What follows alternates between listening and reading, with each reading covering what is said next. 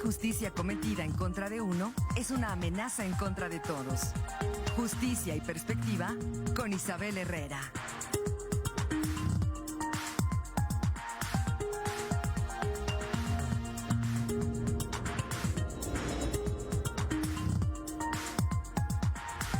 Y bueno, en esta mañana le damos la bienvenida nuevamente a nuestra compañera Isabel Herrera, quien ya está aquí en el estudio. ¿Cómo estás, Isabel? Buenos días.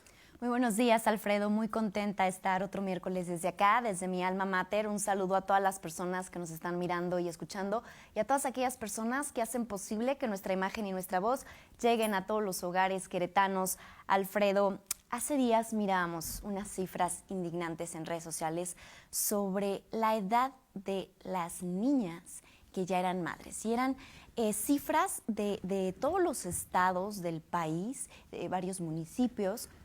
Y justamente las edades pues se encontraban entre 10, 11 años, 12, 13, 14 años. Y esto nos habla de que hay violadores que se están involucrando sexualmente con niñas, porque las cosas se tienen que decir como son. Y entonces justamente ingresé en la página de Redim y estuve leyendo a Hazel Zamora para informarme un poquito mejor al respecto y estar aquí con ustedes brindándole esta información. En México, al día, 22 niñas son madres. Entonces hablamos de maternidades infantiles, que justamente las maternidades infantiles son el rostro más visible de la violencia en contra de mujeres y niñas, de la desigualdad, donde sus vidas se ven interrumpidas, sus sueños frustrados. ¿Por qué? Porque deberían estar jugando, siendo niñas, soñando, imaginando, estudiando. Entonces, justamente enfrentan la maternidad, todos los riesgos de salud que la maternidad conlleva. Obviamente, desde luego, también enfrentan el abandono escolar y la carencia. Pero vámonos a cifras. En México, en 2024, 8,200 niñas entre 10 y 14 años se convirtieron en madres, según cifras de la CONAPO. Es decir, al día 22 niñas enfrentan un parto. Y los estados con mayor número de casos son Guerrero, Chiapas, Oaxaca y Michoacán. Entonces, justamente hablamos que son estados con alta presencia de comunidades indígenas. Pero tenemos que decir las cosas como son en estos micrófonos. México no tiene el primer lugar en embarazo infantil. No lo tiene. México tiene el primer lugar en pedofilia y en abuso sexual infantil.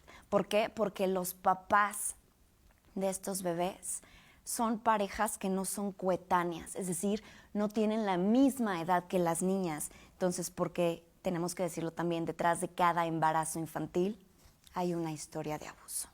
Estas cifras nos tienen que indignar justamente porque nos hablan de que entonces tenemos normalizada la violencia sexual contra las niñas, donde tenemos que mencionar que el 93% de la violencia va dirigida justamente contra niñas y adolescentes. Tenemos que precisar todavía, tenemos que especificar por qué está mal involucrarse no solo sentimentalmente, sino eróticamente, sexualmente, con niñas. Porque les tengo que recordar que el consentimiento lo puede otorgar una persona, en este caso una mujer, a partir de los 18 años. Antes no tienen las capacidades para visibilizar las consecuencias de sus actos. Entonces, justamente estas personas mayores de edad se involucran con niñas y vemos estas relaciones que están basadas en el poder y en el dominio. Y me hacía mucho ruido que hace días leía la nota que se hablaba justamente del aborto en Querétaro, que no era viable porque contravenía justamente con el derecho el libre desarrollo de la personalidad.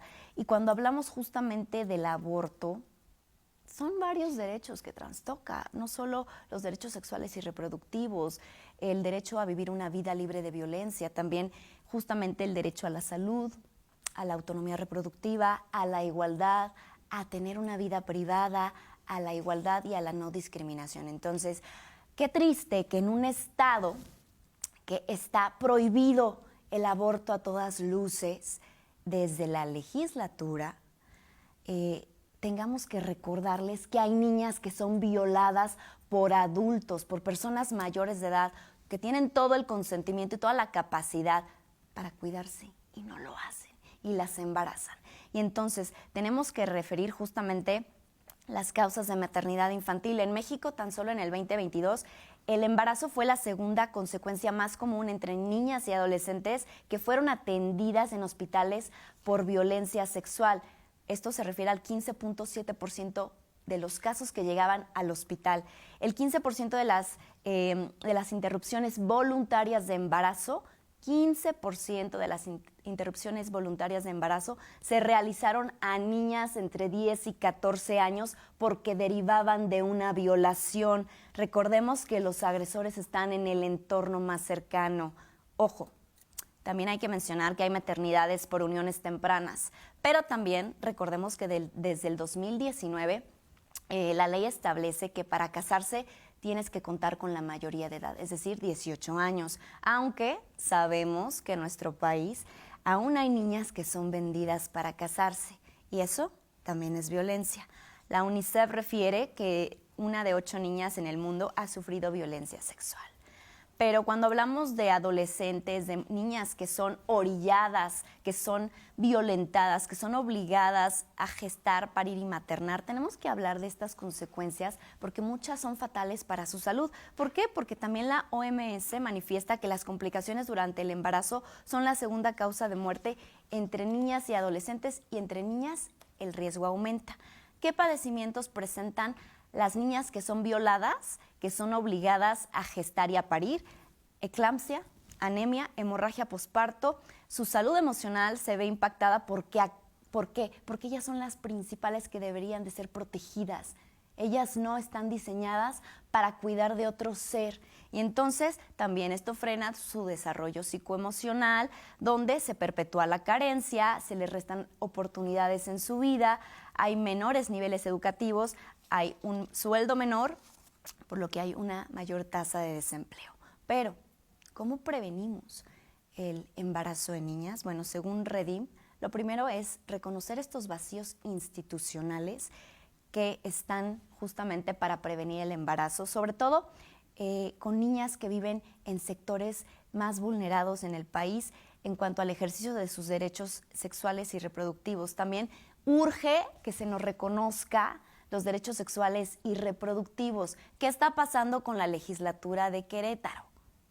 ¿No? Que no nos está garantizando nuestros derechos sexuales y reproductivos. No solo piensen en la amante de algún funcionario público que salió embarazada y desea abortar. No piensen en ese ejemplo.